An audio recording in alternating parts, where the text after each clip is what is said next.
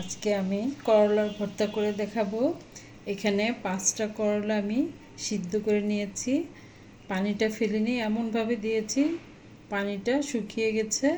এখানে নিয়ে নিয়েছি 2 টেবিল চামচ পেঁয়াজ কুচি, সামান্য পরিমাণ মরিচ কুচি, কাঁচামরিচ আর কিছুটা লবণ, আর থাকছে সরিষার তেল। এই করলাটা উচ্চ রক্তচাপ, ডায়াবেটিস, তারপর লিভারের জন্য খুবই উপকারী। করলাটা খাওয়ার অভ্যেস করবেন, ভর্তা করে খেলে সবচেয়ে ভালো।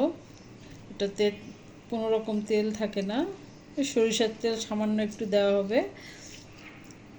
আসলে সুস্থতা যে আল্লাহ তাআলার বড় নিয়ামত, শুধু অসুস্থতা হলে আমরা তা বুঝতে পারি।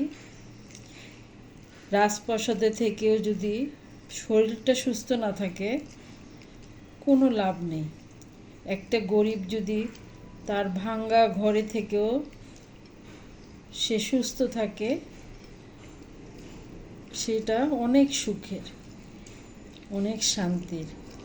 আল্লাহ তাআলা আমাদেরকে সবাইকে সুস্থ রাখুন, ভালো রাখুন, নিরাপদে রাখুন, এই দোয়াই সবার জন্য।